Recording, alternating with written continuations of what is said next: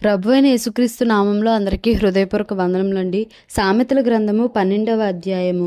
శిక్షను ప్రేమించువాడు జ్ఞానమును ప్రేమించువాడు, గద్దింపును అసహ్యించుకొనువాడు పశుప్రాయుడు. సత్పురుషునికి యెహోవా కటాక్షము చూపును, దురాలోచనలు గలవాడు నేరస్తుడని ఆయన తీర్పు తీర్చును. భక్తిహీనత వలన ఎవరునూ స్థిరపరచబడరు. నీతిమంతుల వేరు కదలదు, యోగ్యురాలు తన పెనిమిటికి కిరీటము.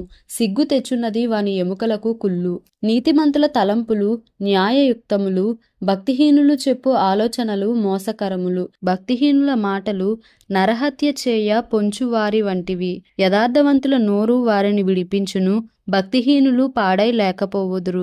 నీతిమంతుల ఇల్లు నిలుచును, ఒక్కొక్క మనుష్యుడు తన వివేకము కొలది పొగడబడును.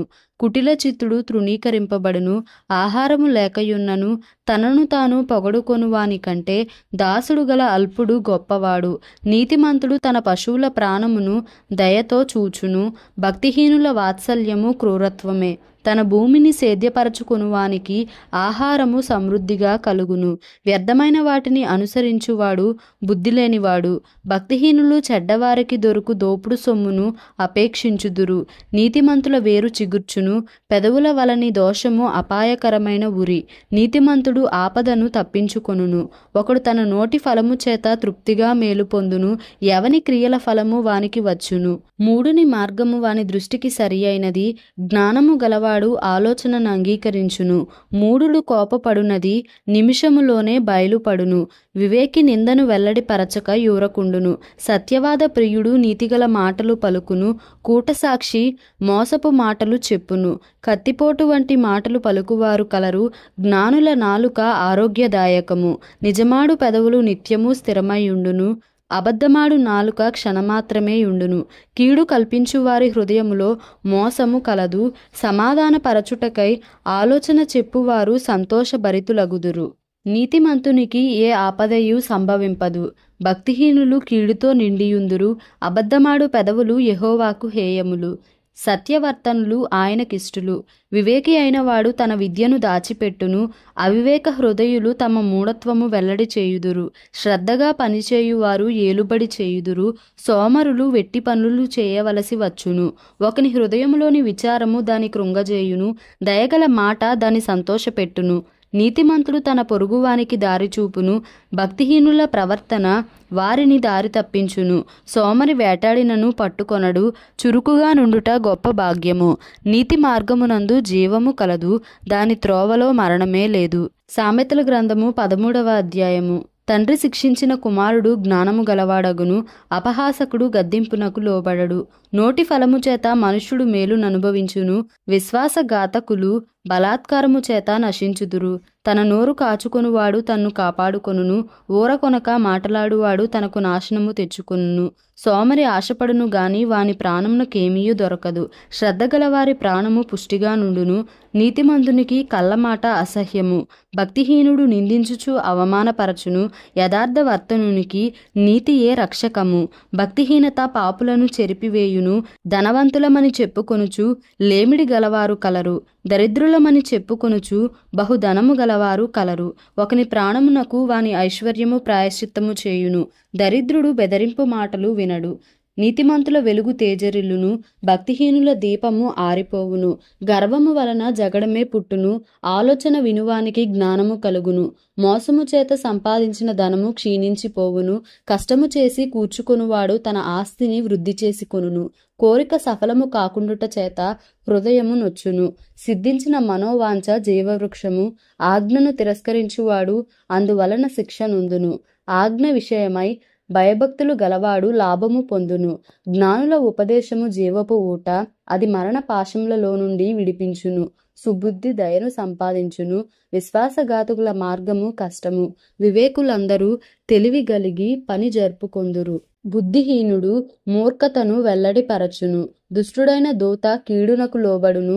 నమ్మకమైన రాయబారి ఔషధము వంటివాడు, శిక్షను ఉపేక్షించువానికి అవమాన దారిద్ర్యతలు ప్రాప్తించును.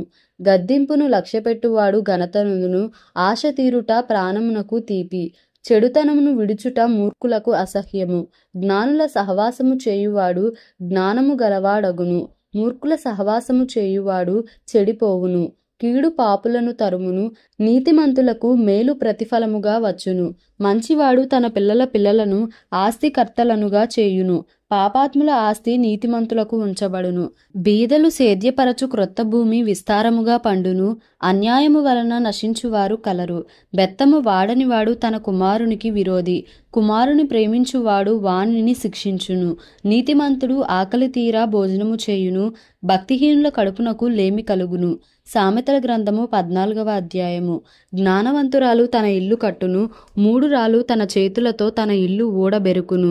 యథార్థముగా ప్రవర్తించువాడు యెహోవా యందు భయభక్తులు గలవాడు, కుటిల చిత్తుడు ఆయనను తిరస్కరించువాడు. మూఢుల నోట బెత్తము వంటి గర్వమున్నది, జ్ఞానుల పెదవులు వారిని కాపాడును. ఎద్దులు లేని చోట గాదెయందు ధాన్యముండదు, ఎద్దుల బలము చేత విస్తారము వచ్చుబడి కలుగును. నమ్మకమైన సాక్షి అబద్ధమాడడు, కూట సాక్షికి అబద్ధములు ప్రియములు. అపహాసకుడు జ్ఞానము వెదకుట వ్యర్థము, తెలివి గలవానికి జ్ఞానము సులభము. బుద్ధిహీనుని ఎదుట నుండి వెళ్ళిపొమ్ము, జ్ఞానవచనములు వాని యందు కనబడవు గదా. తమ ప్రవర్తనను కనిపెట్టియుండుట వివేకుల జ్ఞానమునకు లక్షణము. మోసకృత్యములే భక్తిహీనులు కనుపరచు మూఢత. మూఢులు చేయు అపరాధ పరిహారార్థ బలి వారిని అపహాస్యము చేయును. యథార్థవంతులు ఒకరియందు ఒకరు దయచూపుదురు. ఎవని దుఃఖము వాని హృదయమునకే తెలియును, ఒకని సంతోషములో అన్యుడు పాలివాడు కానేరడు. భక్తిహీనుల ఇల్లు నిర్మూలమగును, యథార్థవంతుల గుడారము వర్ధిల్లును. ఒకని ఎదుట సరి అయినదిగా కనబడు మార్గము కలదు, అయితే తుదకు అది మరణమునకు త్రోవ తీయును. ఒకడు నవ్వుచుండినను హృదయమున దుఃఖముండవచ్చును, సంతోషము తుదకు వ్యసనమగును.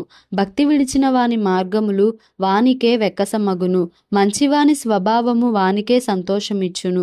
జ్ఞానము లేనివాడు ప్రతిమాట నమ్మును, వివేకి అయినవాడు తన నడతలను బాగుగా కనిపెట్టును.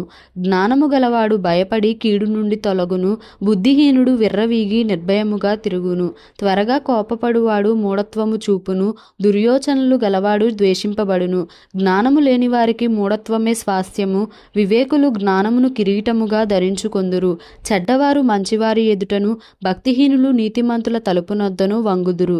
దరిద్రుడు తన పొరుగు వారికి అసహ్యుడు, ఐశ్వర్యవంతుని ప్రేమించువారు అనేకులు. తన పొరుగువాని తిరస్కరించువాడు పాపము చేయువాడు, బీదలను కటాక్షించువాడు ధన్యుడు. కీడు కల్పించువారు తప్పిపోవుదురు, మేలు కల్పించువారు కృపాసత్యముల నొందుదురు. ఏ కష్టము చేసినను లాభమే కలుగును, వట్టి మాటలు లేమిడికి కారణములు. జ్ఞానుల ఐశ్వర్యము వారికి భూషణము, బుద్ధిహీనుల మూఢత్వము మూఢత్వమే. నిజము పలుకు సాక్షి మనుషులను రక్షించును, అబద్ధములాడువాడు వట్టి మోసగాడు. యెహోవా యందు భయభక్తులు కలిగియుండుట బహుధైర్యము పుట్టించును, అట్టివారి పిల్లలకు ఆశ్రయ స్థానము కలదు.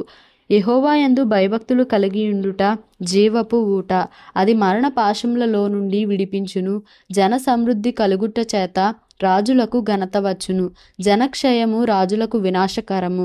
దీర్ఘశాంతము గలవాడు మహావివేకి, ముంగోపి మూఢత్వమును బహుమానముగా పొందును. సాత్వికమైన మనస్సు శరీరమునకు జీవము, మత్సరము ఎముకలకు కుళ్ళు. దరిద్రుని బాధించువాడు వాని సృష్టికర్తను నిందించువాడు, బేదను కనికరించువాడు ఆయనను గణపరచువాడు. అపాయము రాగా భక్తిహీనుడు నశించును, మరణకాలమందు నీతిమంతునికి ఆశ్రయము కలదు. తెలివిగలవాని హృదయమందు జ్ఞానము సుఖనివాసము చేయును, బుద్ధిహీనుల అంతరంగములోనున్నది బయలుపడును.